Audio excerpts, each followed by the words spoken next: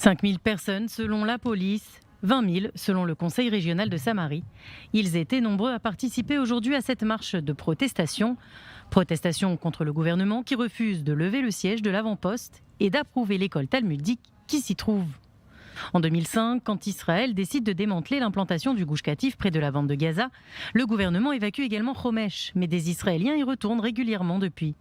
La yeshiva, l'école talmudique, était encore fréquentée grâce à un accord. En décembre dernier, Yehuda Dimentman, un étudiant de 25 ans, a été tué lors d'une attaque terroriste à la sortie de Homesh.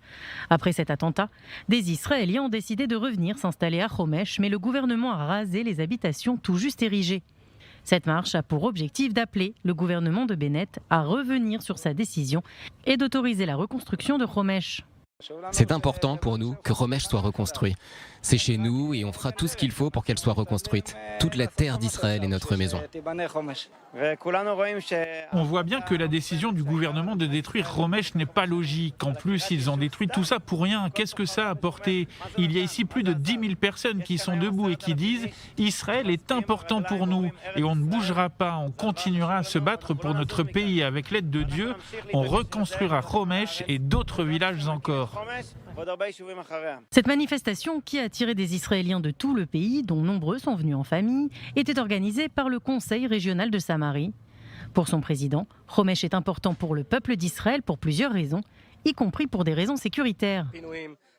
Tout le monde sait que la seule raison pour laquelle il n'y a pas de roquettes sur Netanya, Tel Aviv ou l'aéroport Ben Gourion, comme c'est le cas pour les villes du Sud depuis l'évacuation du Gush Katif, la seule raison, c'est qu'il y a des Israéliens ici à Homesh qui veillent sur ce lieu. Le peuple d'Israël les soutient. Nous sommes venus ici pour apporter un message public et politique au gouvernement que le peuple soutient Homesh et que le peuple demande à ce que Homesh soit reconstruit. Plusieurs députés de droite et d'extrême droite étaient présents. Idit Silman, qui vient de quitter la coalition de Naftali Bennett, mais aussi Itamar Ben-Gvir et Bezalel Smotrich du parti sionisme religieux. C'est une sorte de déclaration que nous n'abandonnerons pas Homesh, que nous n'abandonnerons pas Jérusalem, que nous n'abandonnerons aucune terre. Ce gouvernement ne fait que capituler et plier. J'ai même entendu qu'on avait dit au Rav Eliaou de ne pas prier à côté du mur de lamentation. Qu'est-ce que c'est, la police de l'Empire britannique? Eh bien non, nous faisons partie de ceux qui n'abandonnent pas, et donc nous sommes là. Homesh, c'est la poursuite du projet sioniste de s'installer sur la terre d'Israël. Regardez tous ces gens, ces centaines, ces milliers de personnes qui sont venus à pied, en voiture. Grâce à Dieu, même l'armée a compris que c'était important et elle est présente pour nous protéger. Nous demandons à retourner sur cette colline pour réparer cette mauvaise décision de nous avoir évacués du nord de la Samarie.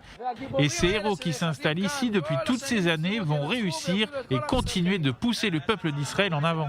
Les participants à la marche ont parcouru quelques 14 kilomètres depuis l'implantation de Chavé Shomron jusqu'à la colline de Homesh, en passant à côté de plusieurs villages palestiniens. L'armée avait affirmé qu'elle ne serait pas en mesure d'assurer la sécurité de l'événement, mais Tsahal était tout de même sur les lieux et aucun incident n'a été rapporté.